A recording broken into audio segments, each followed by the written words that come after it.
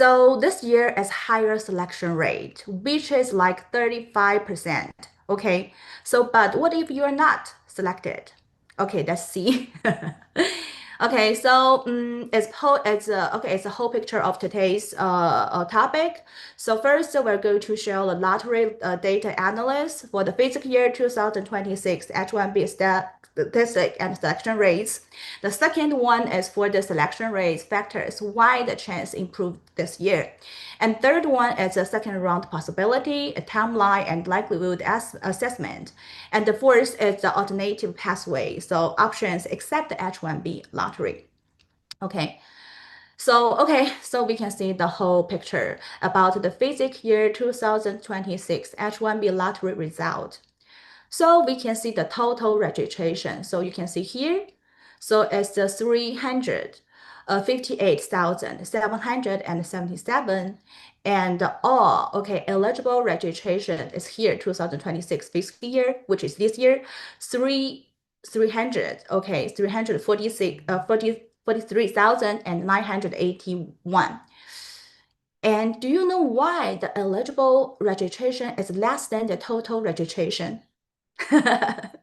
So every year is less than the total registration. Well, because there's some duplicate registration. What is the duplicate registration? So it's like the same employer registration, register twice for the same beneficiary. Okay, so it's not multiple registration. Multiple registration is for like the different employer, the different company, register the H1B lottery for the same beneficiary. You can see it's multiple registration. But for the duplicate registration, it's for the same company register twice for the same employer, which will be, this registration will be invalid. Okay, so or before the deadline, so your company registered H1B lottery and then they delete you before the period closed when it happens, or they fail make payment. That's why the valid registrations are less than the total registration. Okay, and let's see, there's a 26.9% deduction from last year. Okay, and which is 120,145, 41, sorry. Okay, and you may have a question. So every year, the H1B visa selection will be the 85,000.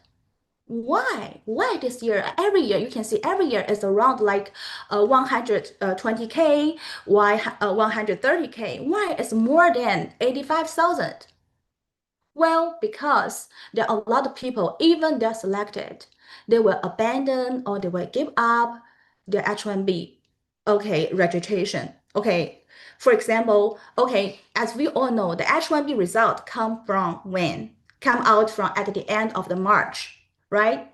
When we submitted the H1B application, it's from the the April 1st to at the end of June, which is 90 days after your H1B selected. So it's 90 days. Things change. Maybe your employer will lay off you or you will resign, right? So sometimes there are a lot of people, they will give up their H1B selection. Okay, so they will not submit the H1B application. That's why the valid registration is always, the selected registration is more than 85,000. Okay, so as we discussed before, the selection rate is 35% this year, which is significantly higher than the previous year. Okay, why? Why? Okay, why there's a big deduction from the last year and why the selection rate is so high this year? Let's see. Okay, next. Okay, so the first reason is it's the weak economy. So the weak economy has led a fewer job openings that qualifies for the H1B sponsorship, especially for the tech and the related sector. So so do you know how much it will cost to sponsor a H1B employee? So as an employer, okay, I'm attorney, I'm also an employer. Okay, so I also need to sponsor my law clerk's H1B this year. It's really a big money. So it's about like $5,000 or $6,000 to sponsor an H1B employee. Why it's so expensive? Okay, first it's about H1B filing fee. It's about 2 or 3 thousand, and also for the attorney fee, it's around 2 or 3 thousand. So total is like 5 or 6 thousand. That's a lot. Okay, and also as a H1B employer, okay, if I list off the H1B employee, I as it is required to pay for their flight back tickets to return their own country, which is also $1,000. Okay, so that's why.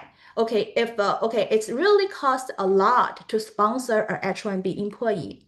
But since the economy is weak, so the first thing the employer they will think is cut the budget. Okay, so they will save the expense. So before they hire H1B employee, they will think about that. Do I really need this H1B employee, or I prefer to a local worker, right? So that's the first reason. The weak economy leads the fear registration. Okay, the second one, as for the increased registration fee. The H1B lottery registration fee increased from the $10 from last year to this year is 215. Well, that's a big money. So only the company with the real hiring needs are willing to pay the H1B lottery fee. So for example, this year I have 5 employees to attend the H1B lottery.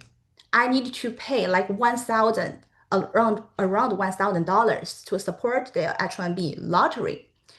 If for the last year, I only need to pay how much? For the 5 employees, it's only $50. It's nothing. But this year, just for the H1B lottery, I need to pay like $1,000. See, that's a lot.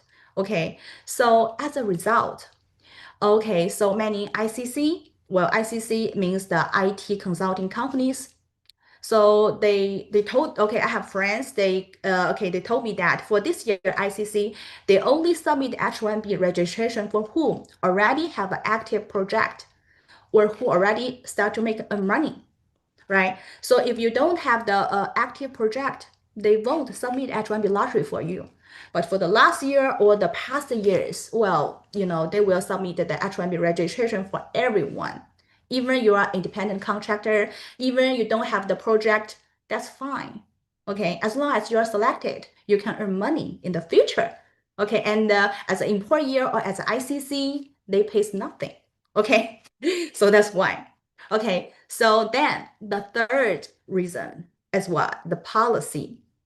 Do you know there's more on-site investigations? Okay, so the USCIS is cracking down on fake employment relationship used to obtain H-1B visa. So these investigations aim to verify that the job positions actually exist. So the employers are working at the specific locations that there are a bona fide employer-employeeship relationship in place. So what that mean? Okay, so I have a client. I have a lot of client tell me this year. So the USCIS officer, they come to their office to invest the H1B employee, the OPT, the CPT employee. Okay, so they ask HR how many international students work in your place and what's their job title, the job duty, or for the H1B employee, do you pay their prevailing wage? If not, so even they hold the H1B visa, they still violate their legal status, right? Because for the H1B employee, you need to be paid more than your prevailing wage. You can't pay less than your prevailing wage. Okay. Okay, so the pay stub is really important, by the way. Okay, if you are H1B a visa holder, make sure your pay stub, okay, it's pay stub, not paycheck, it's pay stub, okay, has the right number on it. Okay. Okay, so by the way, okay, so that's okay. So the on-site investigation helps to prevent abuse of the H1B, right? And it helps the people like get the H1B, the people who only genuinely qualified candidates can be benefit from the H1B system. Okay, so that's why, okay, the three reasons why I think there's a big job from this year. Okay, so then we can see, oh, they have so many pictures.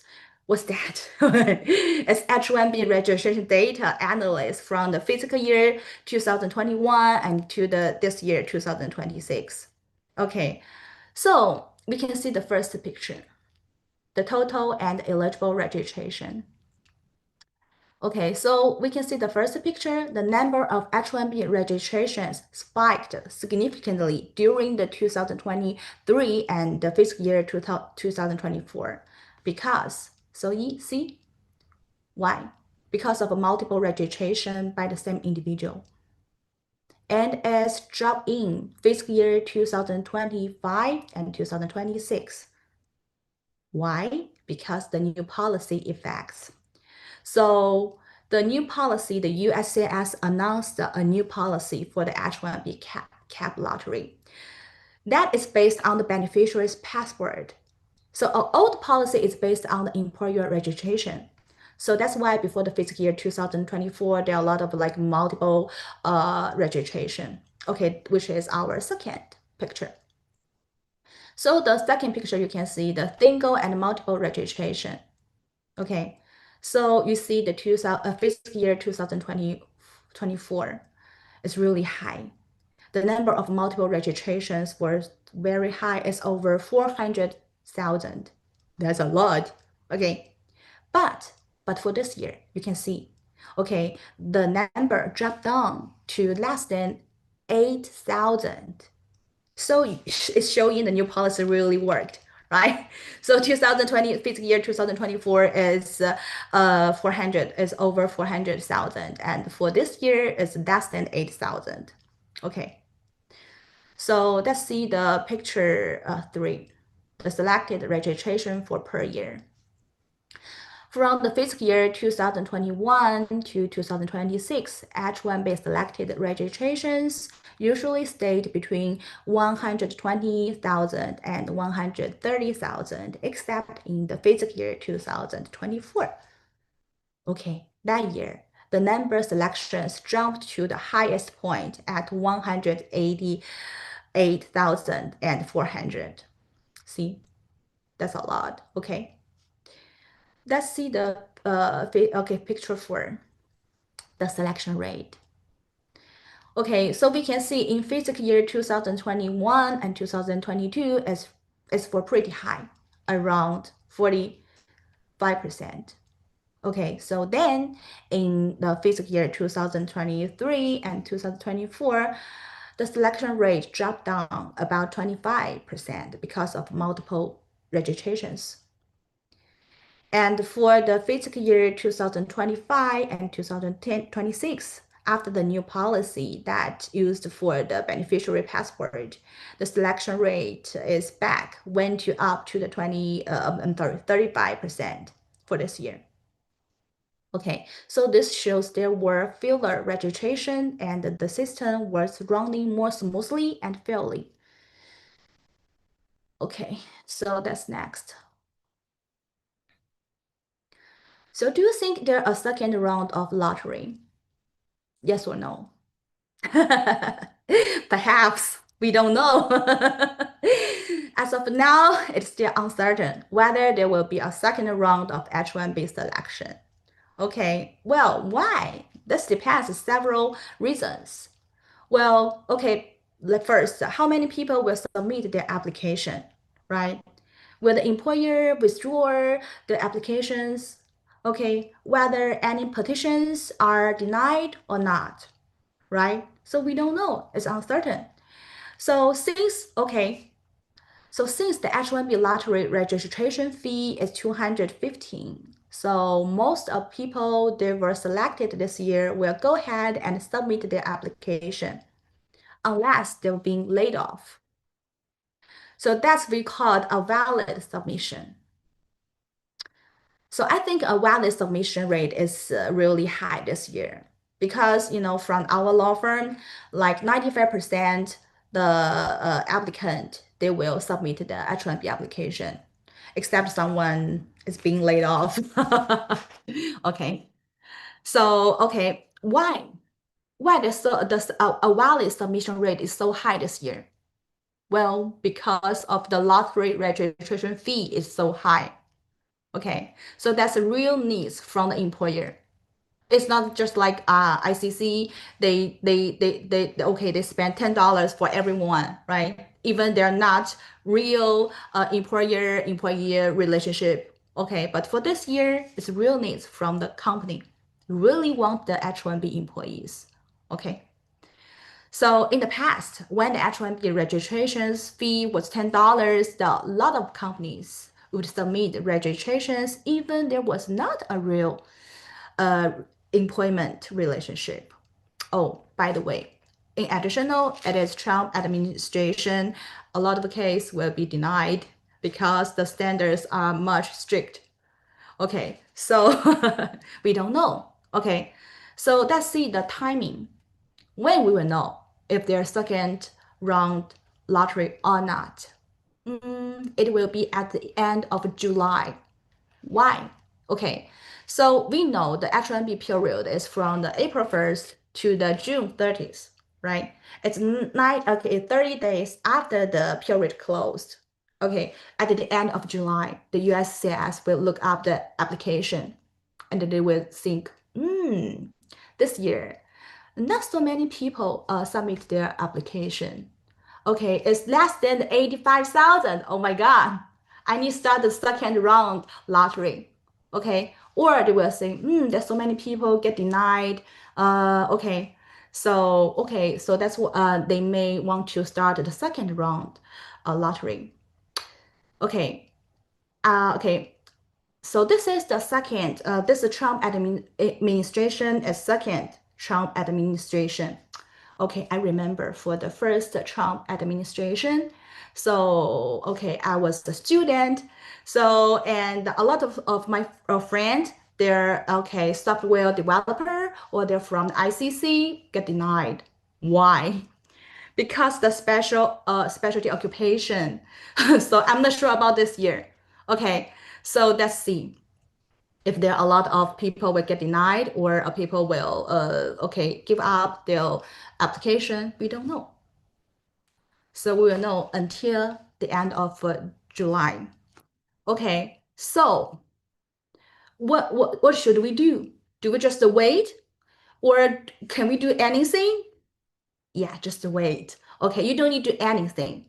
So because if you're not prepare your lottery in March, then you will miss the deadline. Okay, so you won't be selected if you're not registered in March.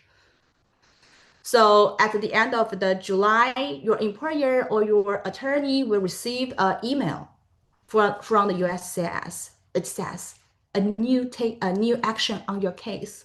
You're selected if there are any second round lottery. Okay. So the only thing you can do is work for your employer. So make sure at the end of July, you're still working for them because just in case you're selected, they will still submit an H1B for you. But if you are okay, if you like if you leave the company, okay, they may not submit the H1B for you. Okay, okay, let's move the next. If you are not selected, what's next? Okay, so what's the alternative pathway? O1, Cap-exempt H1B, L1 visa, Day1 CPT. Which one is best for you? Okay, so okay, let's see the O1 visa. So the O1 visa is have like what? It's have like 8 criteria. So it's like the people they need to win the awards and prize okay, you need to have a membership, which is not a paid to join membership. Okay, the third one is like you need a published material about you and your work. The fourth is judging experience. The fifth is original contribution. Sixth, authorship. Seventh, leading role. Eighth, high salary. Well, not everyone is qualified for O1 visa. As a regular graduate student, it's really hard to get a high salary, win a major awards, or have a public work. Okay, those are things the O1 looks for. So O1 is not real. It's not real a good option for everyone. Okay, let's move the second one. Cap-exempt H1B. It sounds good. University and non-profit research institution. What's that? Okay, so as a cap-exempt H1B is a H1B visa that not subject to the annual lottery limit. Okay, normally there's a cap H1B on H1B, right? It's like 85,000. But if you work for the certain type of employers, like university, the nonprofit linked to the university or the government research organization, you can skip the lottery and apply anytime. That sounds cool, right? Okay, so basically the cap exempt means you don't have to go through the lottery, and that gives you more flexibility. Okay, there's a big misunderstanding about cap exempt H1B. For what? Okay, a lot of a client they ask me, I have a friend who has a nonprofit company. So can he sponsor my cap exempt H1B? Okay, well the answer is no. Why? So not every nonprofit company is qualified for the cap exempt H1B employer. So it must be a nonprofit research organization like university, like government research organization, not just a company. Okay, just I create a company. It's nonprofit. Done. No, it's not like that. Okay, or like so it has to be a research function. Research. Okay, so it means like you have get an offer from the university first, right? So see, it seems like it's not a good, not everyone is qualified for the cap exempt H1B. Okay, then we have third one, L1 visa. Hmm, it's like international, so it's for an international big company. So who can stay out for 1 year? International company. What's that? Okay. So the L1 visa is for people who work at a company outside of the United States and being transferred to the United States office of the same company. There are two different types, L1A and L1B. So L1A is for managers and executives.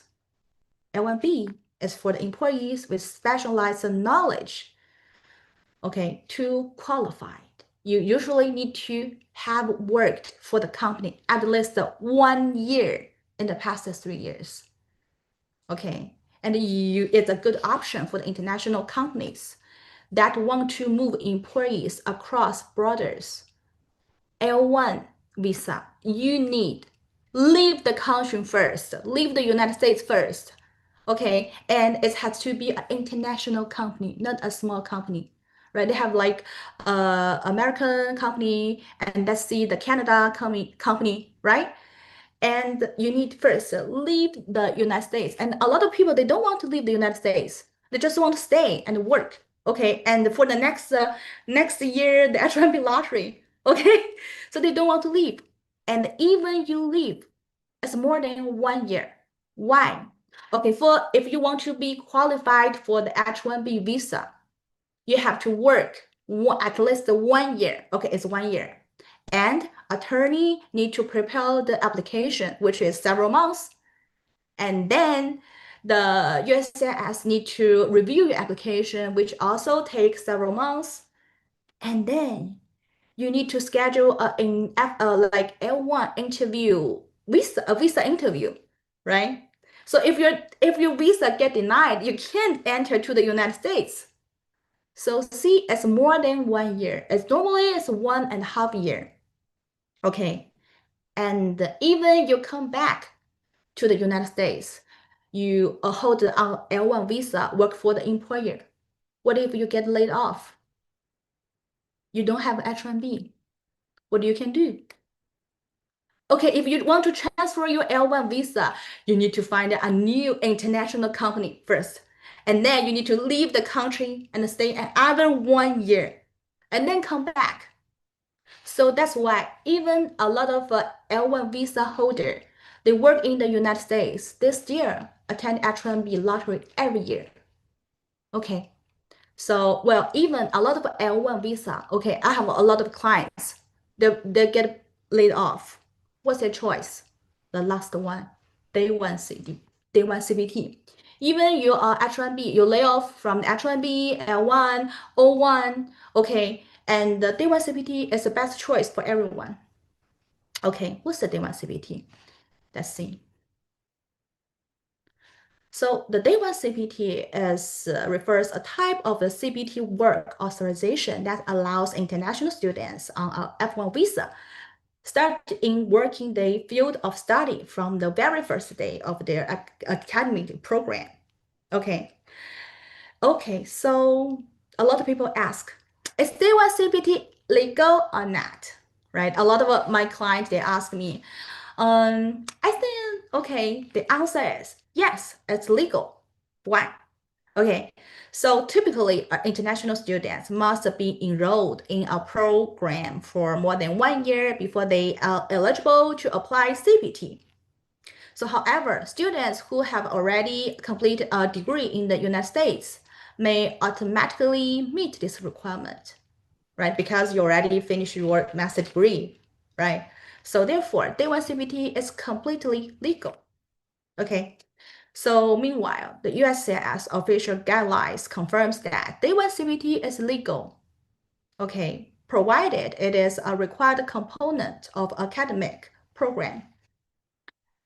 And is any risk to use day one CPT? A lot of clients they ask me, I guess the day one CPT, if I use the day one CPT, I may get RFE in the future. RFE is request for evidence, right? So I may get RFE in the future. Okay, the risk of using day one CPT is real.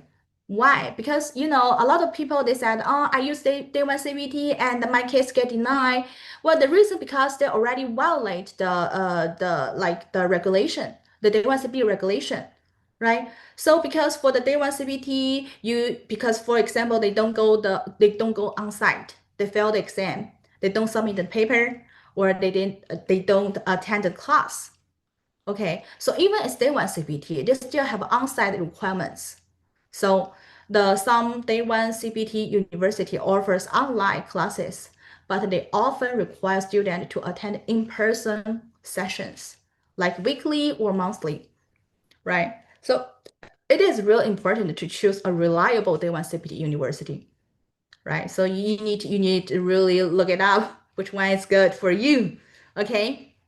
So even you get RFE in the future, like you get H1B RFE in the future, so they will prepare the H1B RFE package for you, the tuition payment, the attendance sheet, like enrollment letter, a lot of stuff like that. Okay, so the university they will prepare this package for you.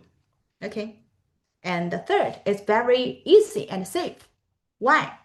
If you are under OPT, you want to go to the day one CPT university. Okay, what can you do? So you just transfer your service ID from the one university to the other one university. So you don't need to get approval from the USCIS. Haha, it's so happy, right? It's so easy. Just transfer your ID. That's easy. Okay. And also, if you want to the day one CBT work authorization, you don't need approval from the USCIS. Do you remember when you apply OPT? Okay, you need apply the what 765 form from the USCIS. Once you get approved, you will get an EAD card, right? For the day one CBT, no, you don't need to get approval from the USCIS. You just apply your I-20, the day one CBT I-20 from the university. That's it. Easy and safe. Okay. So a lot of students, they ask me, can I stop using day one CPT once my H1B is approved? Even I haven't completed my degree. Yes, of course. You can stop using the day one CPT even you didn't finish your degree yet. As long as you keep your status valid before make sure like before you submit your H1B. Okay, that's easy.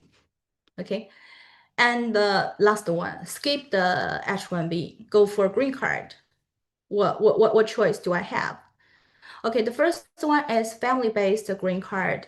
What's the family-based green card is like if okay being like if you get married with a United States citizen or the green card holder, so you don't need a job or education or requirement, right? So and it's really fast if you married with a United States citizen. Why?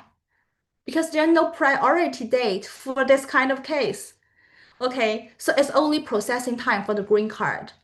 How long it is? Normally, you can get your conditional green card or the permanent green card within 6 months or like within 1 year. That's fast. It's only processing time. There's no priority date. Wow, it's cool. Okay, it's for the EB1A. The second one is for the EP1A. So the EP1A is a green card processing also. Okay, it's no lottery requirement, not job offer, no job offer needed, self-sponsored option. But it's just like O1A and O1B. They have a lot of criteria. Do you remember? For the price, for the publication, right? For the a lot of the high salary. Okay. So not like a lot of students, they're qualified for the EB1A. Then for the NIW, the National Interest Waiver. Okay, so the national interest waiver is like okay, first you need to, okay, is first you need to be a degree, advanced degree or the bachelor degree within the 5 years professional experience. Okay, you need to prove that you have a national importance. So it's going to benefits, it's not going to benefits like your employer, but it's going to benefits the whole country. Okay. And the second one is your well position. The third one, the waiver of the perm benefits. So you have to show that it is urgency to waive your perm application. Okay, so the third one is EB2 or the EB, oh, sorry, the first one is EB2 for the EB3.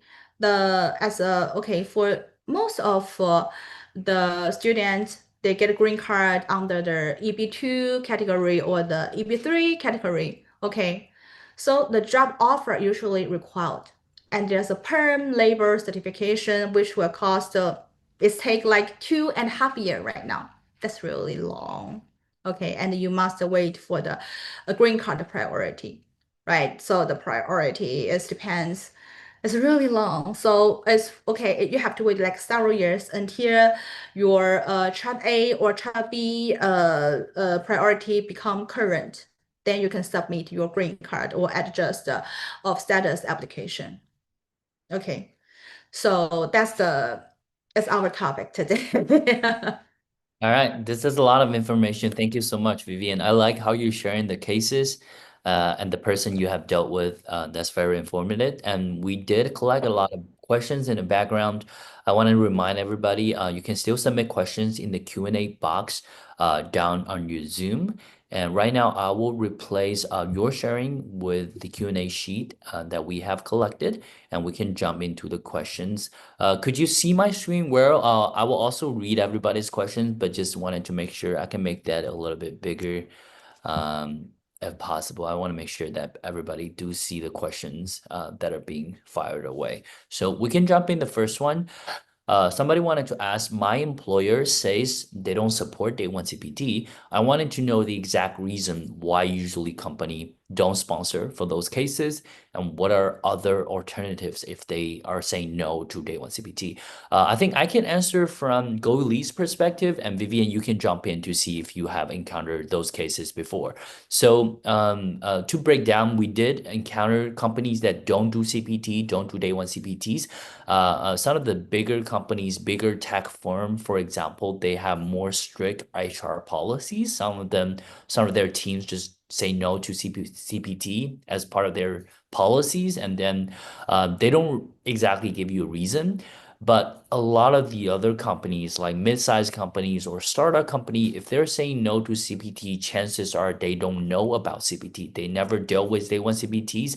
They're feeling hesitant about CPT. They think CPT is a kind of sponsorship similar to an H1B visa, and they just are scared of they're insecure about the possibilities, whether or not you're going to keep working with them, whether or not there's a certain risk factor with CPT. So those are the cases, majority cases that we deal with. Actually, we actually offer templates for you to negotiate with employers, for you to actually demonstrate more information about what CPT are, what day one CPT are, kind of similar of what you are explaining about OPT as well. So if you do need that kind of a resources, definitely scan the QR code, talk to our consultants. They can provide you with more information, more details.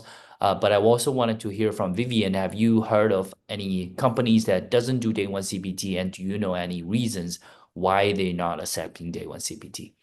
Yes, a lot. Like, okay, so as my recommendation is before you want to apply the day one CPT, make sure employer they they will agree to support the day one CPT. Okay, so I have negotiated with a lot of employer.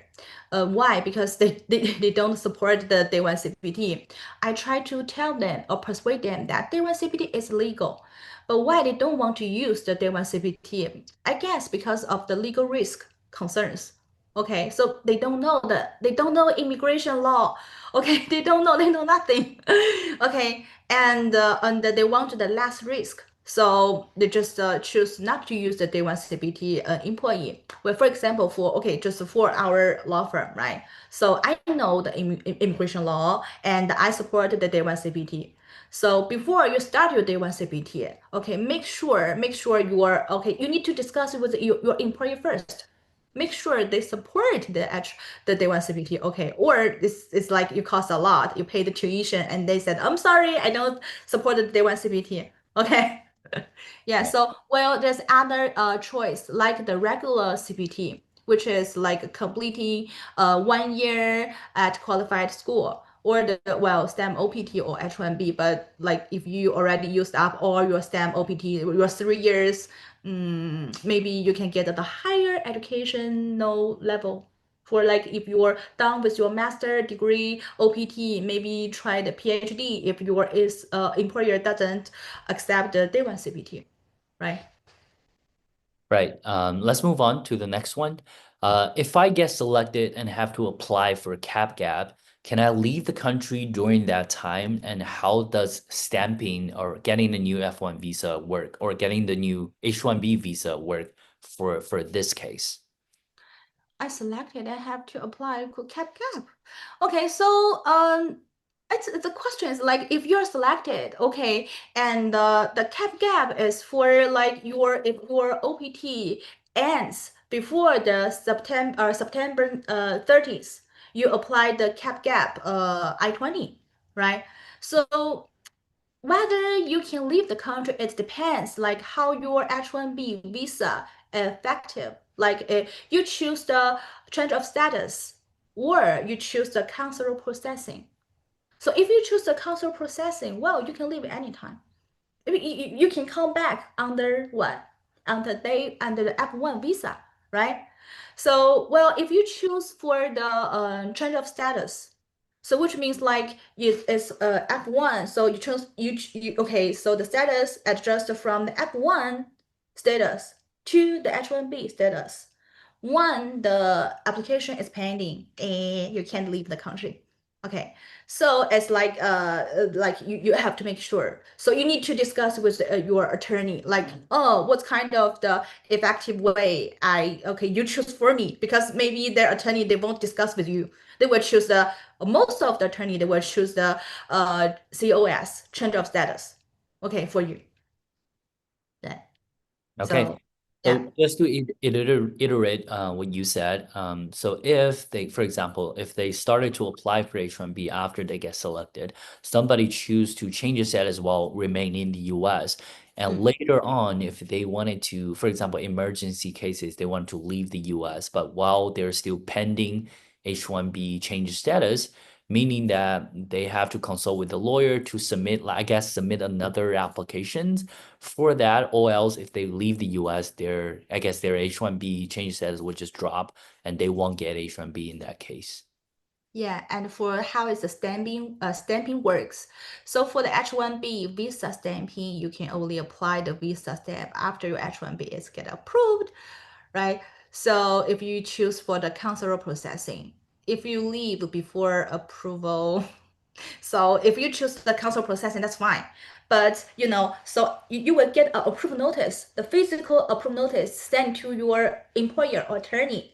So they may mail back to you to your own country. So you will use the original approval notice. Sometimes copy is fine. Okay, to schedule a H1B visa interview. Okay. And if it's an interview, you get a chance to be denied, okay, because it's a visa interview. Yeah, Yeah. moving on, this person, I guess, there's a little bit of news going on with OPT, and was the new administration OPT is unstable, quote unquote. And then I guess the last administration with Trump, they also brought up eliminating OPT as an option. So somebody wanted to have your take on this. If the new administration is trying to eliminate OPT, what would be your take on this? Is this going to happen? Based on the historical news, what's your take on OPT? Is it going to be here? Is it going to be gone? I guess nobody really knows, but this person is being curious. Yeah, so well, as of now, the OPT has not been eliminated yet. Okay, so but any chance could take time and require official rule making. So even the Trump administration, like today, they're past all the F1 visa interview and okay for the all the embassy for the all consulate. So even for today, right? So I guess there will be a TRO soon. What's a TRO? It's temporary registration order. So like the okay, so the Trump administration they issue a executive order. What's next? So the people will say, huh, I'm not agree with this policy, so I'm going to sue you. Okay, so the judge will issue a TRO, so which like is restrain the executive order. Okay, so like for the last week for the Harvard, okay, so the court already issued the TRO, so the Harvard can still issue the I-20, right? So let's see. So now we don't know. Yeah. Okay. I guess a lot of people are also curious on that matter, so I'm glad that we get to answer that as well. Moving forward, how often do the UNCPD students get RFE when they apply for I-485 application? I don't know if you have encountered, but if you did, please share a little bit about how would that process be? If they got RFE because of CPT, how much of a delay would it cause? Okay, so well, I until now not so many my client received the RFE because of the using the day one CPT. Okay, so if they receive the RFE, that I discussed before. So the RFE they will prepare everything. Like the school will prepare the RFE package for you, like the tuition payment, right? Attendance sheet or your transcript. Make sure like you keep every time keep the proof. Okay, the evidence every time you went in person, you like hotel tickets, the okay hotel or airplane tickets, the receipt, okay, any evidence to make sure like to prove that you already okay, you have legally maintained your status, right? So okay, if you received RFE, not okay, it doesn't matter what kind of reason for okay. So the RFE normally give you like 3 months to reply. Okay, so after reply, after your response, it may take maybe sometimes it's really quick, just 1 or 2 days, you will get approved, or sometimes it will be half a year or 1 year. You never know. Okay, so it depends. So so right now my suggestion is keep everything, so your I-1, okay, I-20, right? And your transcript, everything, and maybe after, okay, later you already leave the school, and maybe the university they won't they won't reply your email. Sometimes it happens, right?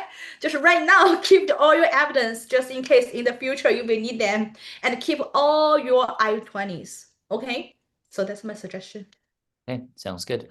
Moving forward, I think next question, we might not be able to provide you with an exact number because this person is asking for a percentage of, for example, like a selection rate for the second round lottery.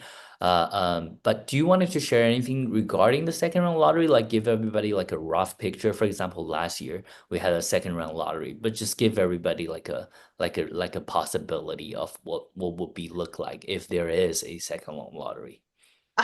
It really depends how many first round the selection they actually fired the H1B. So, well, I think as I talked before, so I think this year the valid submission will be high because the it's real needs from the employer. So it's because the H1B lottery is cost like 215. That's a lot. So it's not just like $10, right? So this year I think it will be a lot of people they will submit the application just for okay for our law firm. That like I said before, 95% they submitted application except they're being laid off. So I don't think there are a big chance for a second round lottery. Okay, I'm sorry. Yeah, for sure. I think based on your experiences, those points are solid. But I do want to encourage everybody to keep your hopes up because you never know. Last year, I think in some of our webinars we talk about like it's not gonna be second round, but eventually it had second round, and I didn't guess that. So do keep your So hopes up. yeah, and also just wait until if you want to quit, just wait until at the end of Yes. July, then you will know. Absolutely. Okay, let's move on to the next one. Can I transfer from OPT to Day 1 CPT during my OPT grace period? For example, my OPT is gonna end in July, middle of July. Can I still join a Day 1 CPT program September, early September, within that 60 days OPT grace period? Yeah, of course. So right now you are the F day one OPT. Okay, it's right now you're okay. Right now it's under the OPT status, right? So yeah, of course you can apply the from change your status from the OPT to the CPT. And by the way, you don't need to get approval from the USCIS because CPT, day one CPT or OPT, they are all the F1 visa, right? So you don't need to apply like five like 39 what 39 forms. Yeah. Right, Yeah. absolutely. I do wanted to add one point is that as Vivian stressed, this would be specifically going from one school to another school. So USCIS is actually not evolved. You don't have to fill any form to change from OPT to a CBT school just to the USCIS.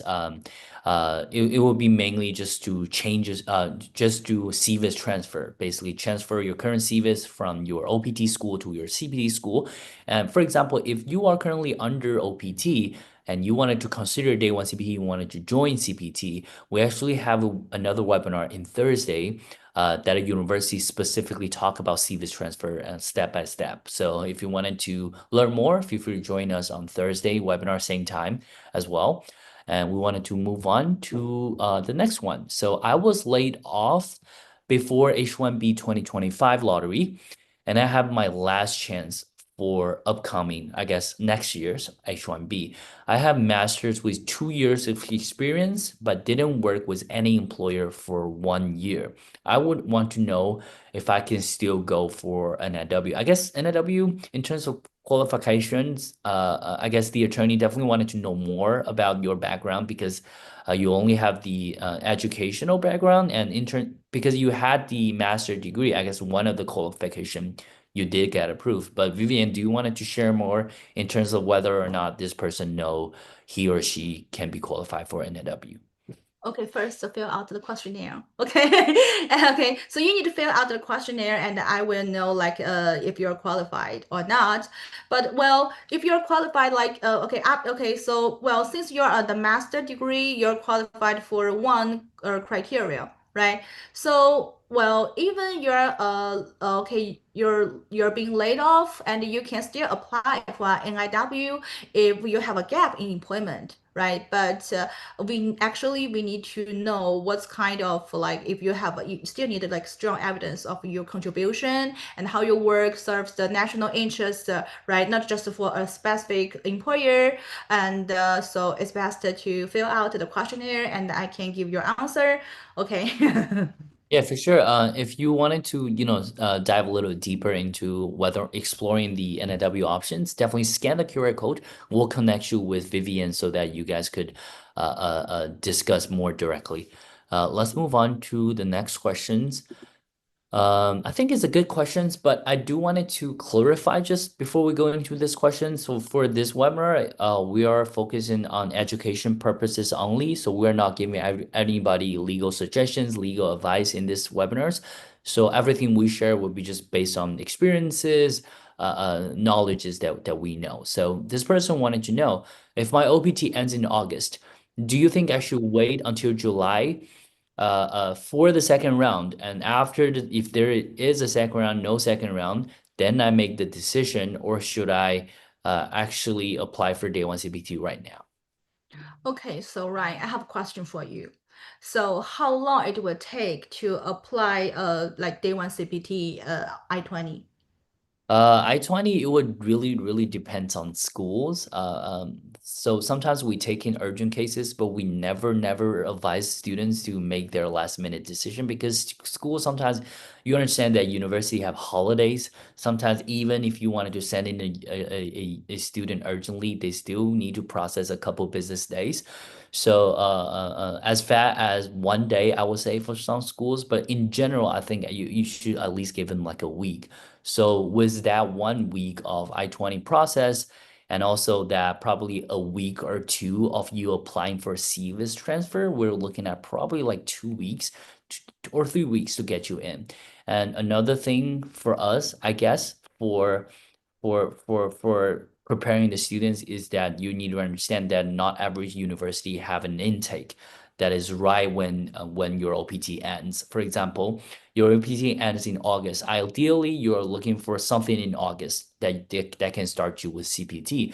But in reality, some of the schools application deadlines ends in July, and then you won't be able to get in, and you have to apply for a September term. Or even an October term that gives you more gap that you can start working. So that is from the, I guess, from the application point of view. And this person all do wanted to know about, besides that, what's your take on this, Vivian? Okay, so well, yes, okay, so Ryan said like yeah, so do you think the 1 month is enough for transfer the service ID or not? Uh, Sometimes it depends on the school. Sometimes, Yes. sometimes it works, sometimes it doesn't work. But I guess the priority the students should focus on would be the timeline in terms of whether or not you have time to apply, whether or not you have time to do the CVIS transfer. And I guess from my point of view, do keep in mind that not every university have intake all the time. So sometimes you might miss it, and that would be pretty crucial. Okay, I guess we'll move on to this one to the next question. So this person wanted to ask, I remember during Trump's presidency last term, H1B reviews were stricter in a way. Will there be any new policies increase in scrutiny of H1B this year? How much stricter will they be? Well, I guess it will be more strict than before. Well, but I think even okay for the I still remember for the first administration. So even we received a lot of RFE requests for more evidence. So all the cases they get approved. So as long as you maintain the legal status, and as long as your attorney give you a right job title, okay, to prove that your job, okay, your major is related to your job title, and you can finally get approved. Okay, so well, the thing is, I is okay. There's one suggestion for you. Okay, so every time, do you remember when you apply the work authorization, you get day one CPT or the OPT I-20? There was an employer's name on it and with the time period. So like the begin time and end time. My suggestion is, well, so get all your I-20s and make sure the every time period, the okay, so the start time and end time on your I-20 matches on your resume. Okay, because a lot of people, okay, so they want to add a lot of cool working experience on their resume, but you need to make sure it matches your I-20. Okay, sometimes the officer will compare with your resume and your I-20, and they will say, you work without authorization. It shows on your resume and your LinkedIn, Right. right? So make sure it matches. That's the most important thing. So then just I think they okay, as long as your status is legal and your major is related, even it's more stricter, but you finally can get approved. Absolutely. Thank you so much. I think we're running on time, out of time right now, but still have two final questions. Do you want to go through them real quick so we can wrap up for today? Okay. I'll be very fast. So what happened if I get selected in the second round, but my OPT grace period has ended? For example, my OPT grace period has ended in July, and then August, I know that H1B has a second round and I get selected. Okay, so if your okay, your grace period is well, let's see. Okay, so okay, if you submit the H1B before your OPT expire, you can still apply the Cap-gap I-20 and work until the April 1st the next year. But if you already during the OPT grace period, so you can submit your H1B application, no problem. But you can work because it's grace period. So you have to make sure, or you can apply the day one CPT before the grace period, OPT grace period. Then you can still work until your H1B become valid, or you can premium processing your H1B because the H1B effective on the October 1st, right? So you can just wait until for several weeks and your case get approved. You can work under the H1. And then finally, this person just curious about if my employer has said yes to CPT and OPT, if they're gonna agree on day one CPT. I guess we're not sure because we don't really understand the thought process behind your employer. But from the data from our side, basically OPT, a lot of employers do sponsor OPT. But CPT is trickier because sometimes CPT is less time, because if for example a degree is a certain amount of time, they can only issue CPT for some time. So I will say if a company accepts CPT, chances are they're gonna accept day one CPT, but you just need more background information from your side. What do you think, Vivian? I think yes, the day one CPT is different from the regular CPT and OPT, right? So you have to make sure, like, discuss with your employer first. It's OPT you can work on part-time, like part-time or a full-time. Oh, by the way, so I remember one employer they think the A1 CPT can only work under part-time. So it's a really big misunderstanding. So make sure they know the day one CPT can work under full time, and I think they will. Well, it depends the employer. I'm not sure. Okay, so but try to persuade your employer. Right, because they're more educated in the CPT and OPT field. So to us, I think they're more open for that discussion. So definitely talk to them to understand more and ahead of time, so that you can save yourself some time and energy. All right. I want to thank again Vivian for coming in for your wonderful presentation. Shared a lot of important information to us and also answering these questions timely. And I want to thank everybody for joining us tonight. I hopefully we can see each other very soon. Thank you so much, Vivian. Thank you guys for joining us. Okay, good night. Bye. Right. Thank you guys. Thank you. Good night. Bye bye.